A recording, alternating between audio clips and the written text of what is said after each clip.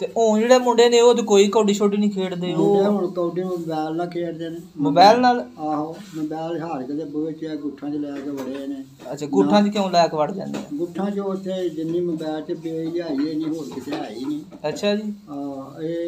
ਇਹ ਮੁੰਡੇ ਹੁਣ ਬਾਅਦ ਕੌਡੀਆਂ ਕਾਡੀਆਂ ਤੇ ਰਹਿ ਗਏ ਨੇ। ਅੱਛਾ।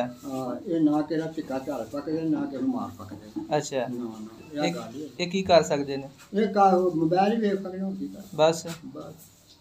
ਉਹ ਜੋ ਕਿ ਨਾ ਜਿਹਨੇ ਵੇਖਣਾ ਉਹ ਕੁਝ ਇਹਨਾਂ ਨਾਲ ਰਾਤੀ ਹੋਣਾ। ਅੱਛਾ, ਇਹ ਮੁੰਡੇ ਖਤਮ ਹੋ ਗਏ ਨੇ ਮੋਬਾਈਲ ਵੇਖ ਵੇਖ ਕੇ। ਵੇਖ ਕੇ ਤੇ ਕੀ ਚਿਰ ਉਹ ਜੋ ਮੋਬਾਈਲ ਵਿੱਚ ਵੇਖਦੇ ਨੇ ਨਾ, ਆਹੋ, ਉਹ ਦੇ ਜਾਈ ਹੈ, ਹੋਰ ਕੀ ਹੈ। ਸਹੀ ਗੱਲ ਹੈ। ਉਹ ਕੋਈ ਸ਼ਾਇਦ ਨਹੀਂ ਦੇ ਜਾਈ ਹੈ ਤੇ ਉਹ ਬੰਦਾ ਰੱਬ ਦੇ ਨਾਲ ਕੀ ਕਰਨਾ ਮੁੰਡਿਆਂ ਨੇ। ਇਹ ਮੋਬਾਈਲ ਨੇ ਸਾਡੀ ਜਿਹੜੇ ਫੋਨ ਨਕਰ ਖਤਮ ਕਰ ਦਿੱਤੀ।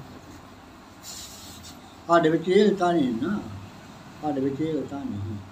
ਹਾਂ, ਜੇ ਕੁੜੀਆਂ ਵੀ ਤਾਂ ਮੁੰਡੇ ਵੀ ਜਿਹੜੇ ਇਕੱਠੇ ਖੇਡਦੇ, ਕੋਈ ਗੱਲ ਹੀ ਨਹੀਂ, ਕਿਸੇ ਸੁਣਨਾ ਹੀ ਨਹੀਂ ਇਹ ਗੱਲ। ਹੁਣ ਤਾਂ ਕੁੜੀਆਂ ਕੀ ਕਰਨਾ, ਹੁਣ ਕੁੜੀਆਂ ਨੂੰ ਬੈਠ ਰੱਖੇ ਨੇ।